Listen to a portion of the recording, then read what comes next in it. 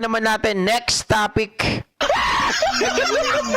Pag-usapan naman po natin yung eto hindi ako magsasalita, papakinggan lang natin yung galing ni Congresswoman Jenky Luistro kung paano niya nabuko, mga kababayan. Natameme po ang abogada ng NGCP dito sa pagtatanong ni Congressman Jenky Luistro. Did you comply with this constitutional provision? E. Having said so, because the same is indicated in your document, do you maintain your position that the executive and managerial officers are Filipino citizens? Important constitutional provisions which must be raised pertaining to public utilities, that includes the NGCP.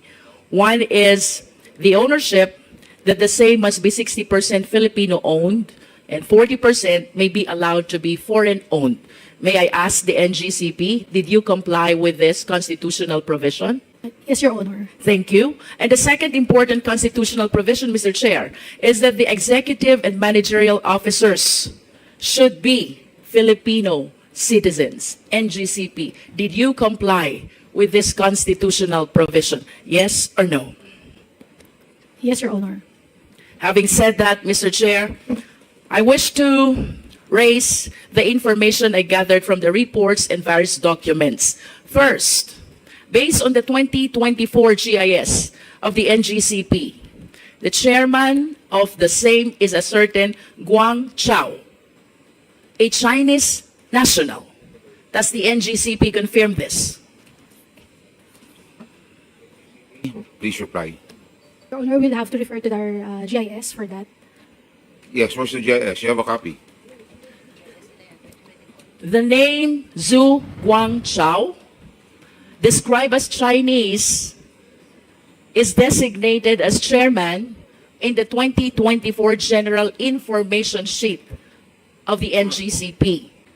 Having said so, because the same is indicated in your document, do you maintain your position that the executive and managerial officers are Filipino citizens? Attorney San Diego, ang pagbabasihan ng po GIS, ha? Yes or no? The chairman of our board is Mr. Su Guancho. Okay, Chinese. Okay, yes, yes. The answer is, Are you saying that you complied with the constitutional provision that the executive and managing officers should be Filipino citizens only, considering that your chairman is a Chinese citizen? Yes, Your Honor. Our executive and managers are all Filipino. How do you consider a chairman of NGCP? Is it not a managerial or executive position? Your Honor, Mr. Guancho is a chairman of the board of the directors, but our executive officials and officers are all Filipino. We take note of your answer, but this representation sadly believes otherwise. For this alone, it is my humble submission that the NGCP violated this constitutional provision. Second, Mr. Chair, which were disclosed in the records of the NGCP, Liu Zhaoyang, described as Assistant Chief Technical Officer. Liu Xin-Ju-Wan, described as Chairman of Board Audit Committee. These two officers are responsible for hiring employees and signing contracts with them. Having said so, Mr. Chair, may we hear from the NGCP, are you still maintaining your position that executive and managerial officers are Filipino citizens? Liu Zhaoyang and Liu Xinju are both described as Chinese citizens. Your Honor, we maintain that all our executives and officers are all Filipino. But Your Honor, if I may, I have been looking at our GIS, but the mentioned names were not here in the 2022 GIS of NGCP. in the what? GIS of NGCP. Mr. Chair, What- we will be flashing some documents on the later part of the interpellation showing these names, including the Alam nyo ba mga ka-GP Natics, so putulin ko lang saglit, no? Ang committee po na to ay kasama yung sa energy, si Tulfo sa Senado. Sa Congress naman, mga kababayan, ay si Marcoleta. Ano nang nangyari dito, Marcoleta? Di ba noon inaaway mo si Tulfo na sabi mo walang ginagawa si Tulfo? na dapat papalitin ang presyo ng kuryente pero hindi po ginagawa ng paraan. Pero ikaw ngayon, Marcoleta, ikaw na nandyan sa Kongreso, na ngayon nakita mo na ang nagpapatakbo dito sa kuryente natin ay mga Chinese. Anong masasabi mo dito? Gagawa ka ba ng paraan? Huling-huli na ang liwaliwanag. 'Di ba? Mismong mga abogada pa ito, mga kababayan, pero nagulantang sila dahil mayroon pala mga datos ang ating mga kongresista hinggil sa bagay na ito. Pero ginawa nyo ba ng paraan? The others who participated in the operation, most especially the technical aspect of the NGCP. Another significant name that I came across with is Wen Bo, Chief Technical Officer. And he's described as well as a Chinese citizen, Mr. Chair. Nako, And with grabe, that, I wish to manifest, without asking anymore the NGCP, that the operation is participated not only by Filipino citizens. Proceeding, Mr. Chair, I want to know more about this NGCP, so I wish to ask the NGCP, sino-sino po ba ang mga miyembro at ibang officers ng NGCP based on your GIS? May we request the Secretariat to please flash the 2024 GIS.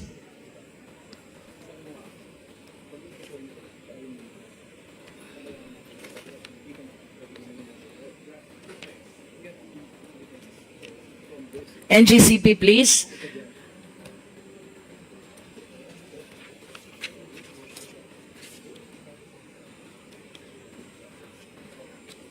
Dali, Of course, the babes. document confirms Zhu Guangchao as the chairman of NGCP.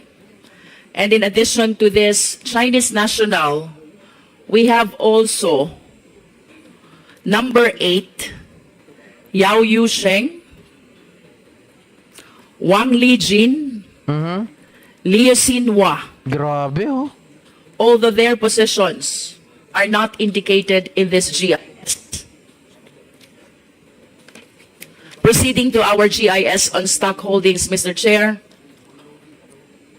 Kindly flash the next slide.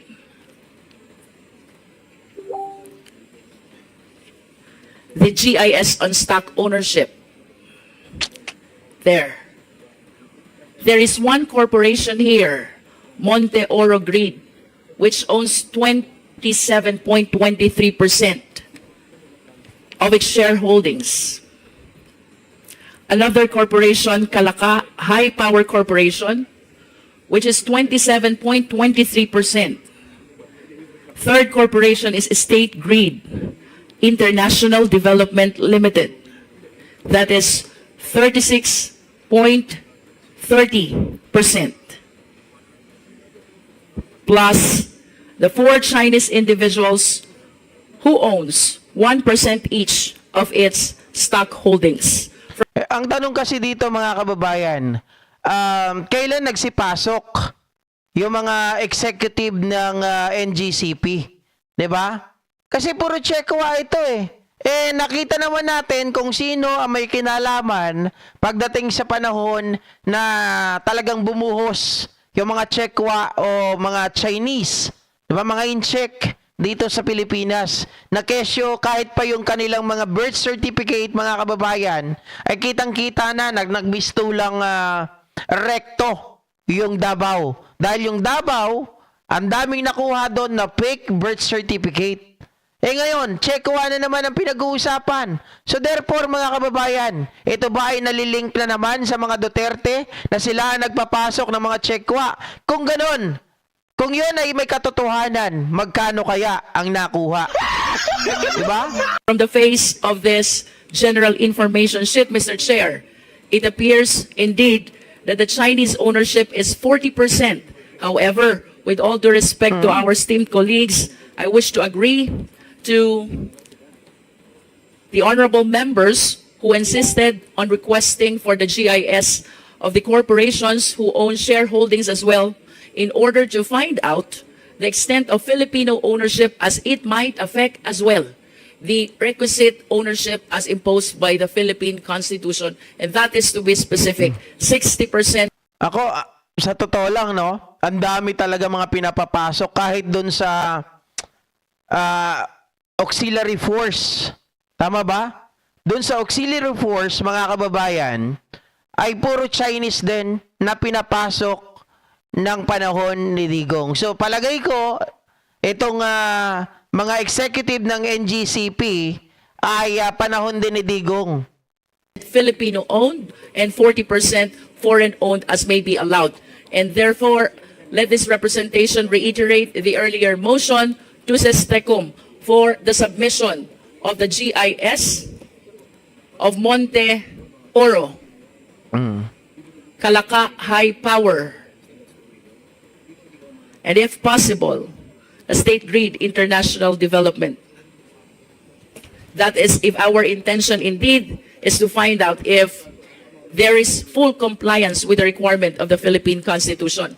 Another corporation which GIS we want to request, as earlier requested, is the Synergy Grid Development Philippines, which owns 9.24% of the stock holdings of NGCP, Mr. Chair. Grabe. Mr. Chair, I want to go back to the 60-40 ownership. While I do acknowledge that the remaining 40% of the stock holdings may be foreign-owned, I just want to satisfy my curiosity. Considering the significance of this Public Utility Corporation, NGCP, ang tanong ko po, NGCP, wala na po bang ibang Filipino citizens interested to own that 40% which currently belongs to the Chinese nationals? Your Honor, we do not have any knowledge or aware of it. May we know, No, NGCP? Wala raw siyang alam, mga kababayan. Anak ng tinapa naman, oh. Ay, nako. Abogado, walang alam. The primary reason why the NGCP preferred or allowed or opted to have this 40% be owned by Chinese citizens. Because the possibility, Mr. Chair, is that there are Filipino citizens or corporations as well who might be interested during the time, 2008, to acquire this 40% stock holdings of the NGCP. But as we can see from the GIS, that 40% is currently owned by State Grid of China Corporation plus the 4 other Chinese nationals. China Corporation na ang may-ari.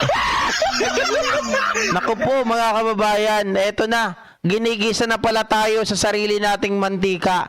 Tapos wala man lang po nakakabalita, wala man lang tayong natutuklasan, wala man tayong nalalaman nung mga nakaraang administrasyon. Ngayon lang natin napagtatanto yung mga bagay na ito. Hawak na pala tayo sa liig, niluluto na tayo ng mga tsekwa. Pasensya na po, but you are representing the NGCP. Oh. So I wish to believe that somehow you are aware bakit po ang naging preference ng NGCP is to have this owned by Chinese nationals.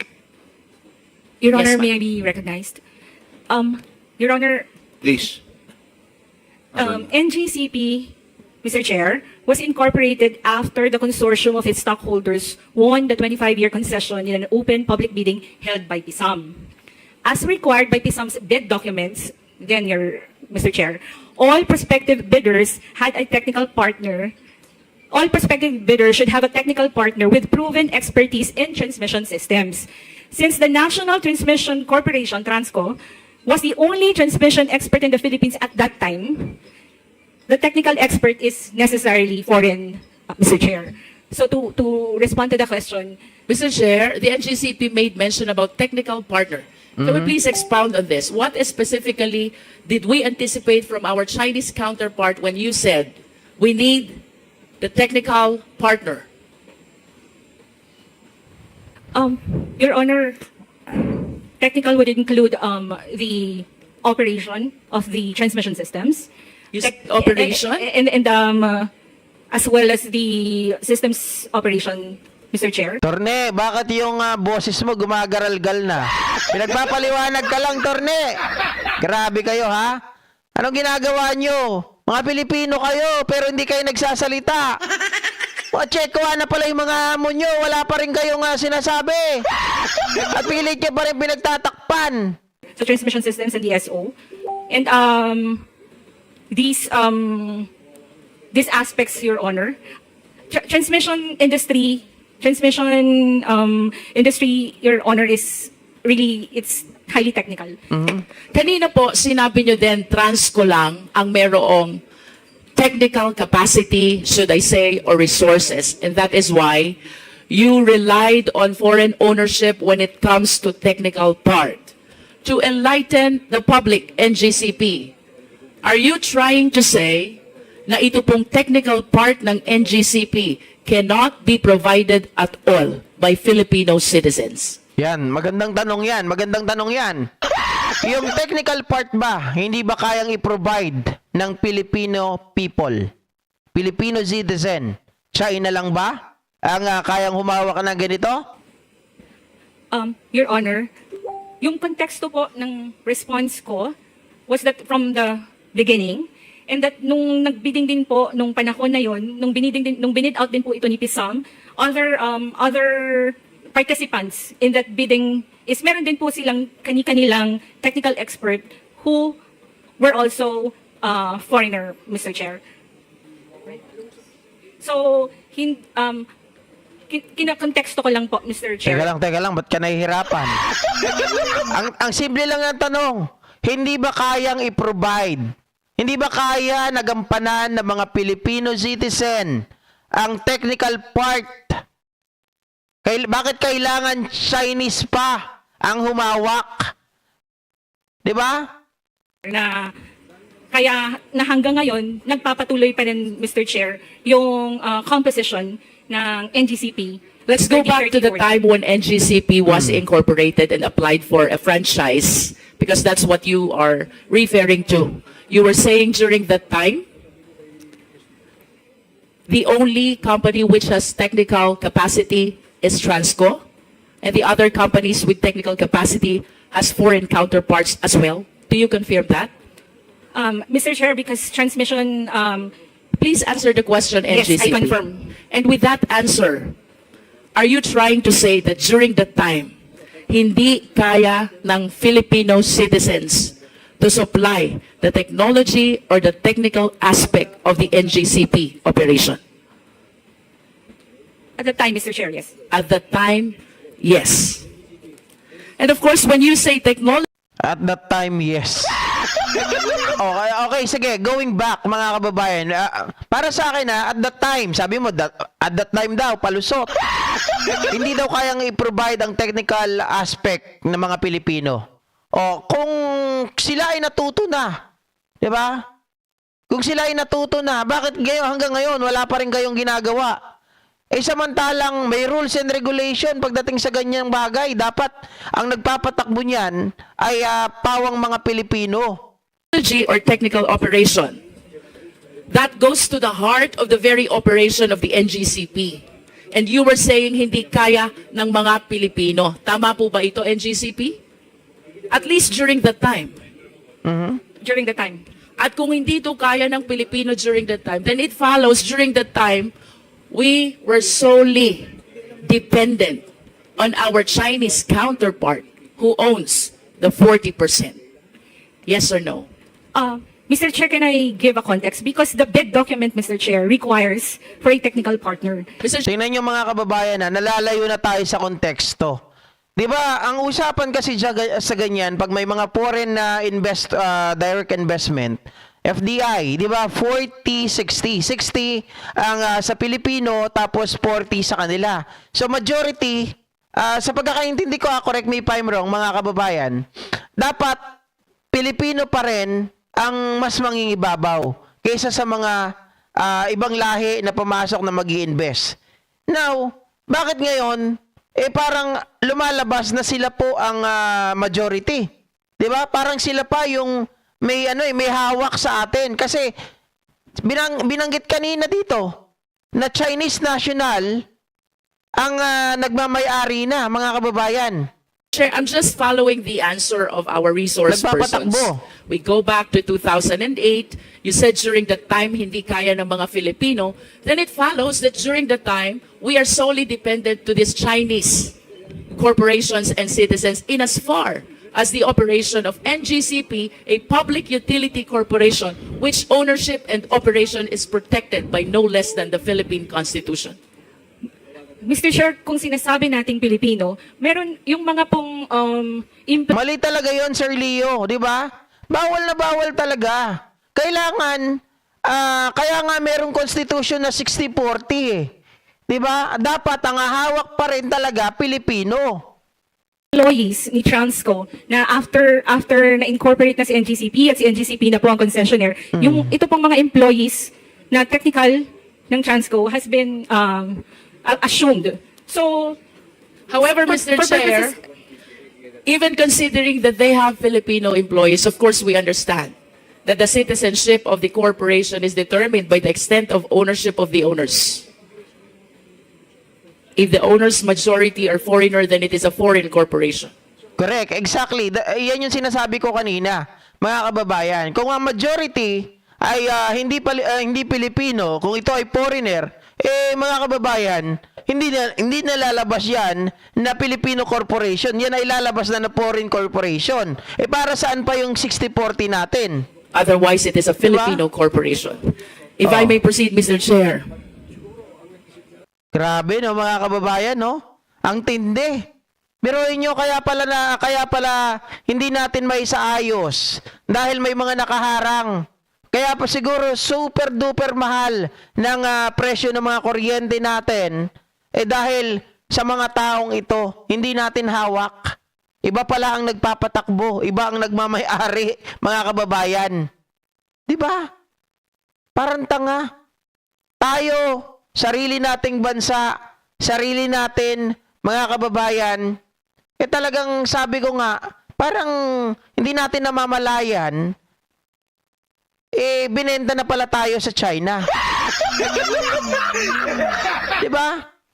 Totoo, Sir Edward Porlahe, kaya sobrang mahal ng singilan ng electric company.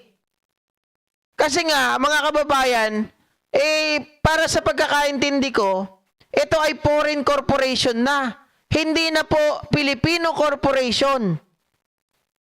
Na-overpower na sila. Nawala na tayong say. Hindi po ba? So anong dapat gawin sa bagay na ito, mga kababayan? Grabe.